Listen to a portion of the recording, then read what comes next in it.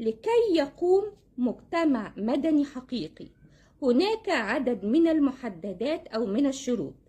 في ضوء هذه العبارة اشرحي شروط قيام المجتمع المدني مع التوضيح بمثالين.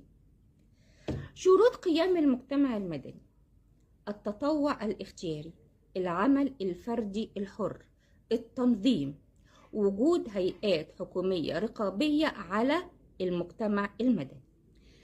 أما أخد مثالين، أقول التنظيم، بيكون للمجتمع المدني هيكل تنظيمي بيعمل من خلاله على وضع الخطط التي تساعد في نهوض بالمجتمع المصري.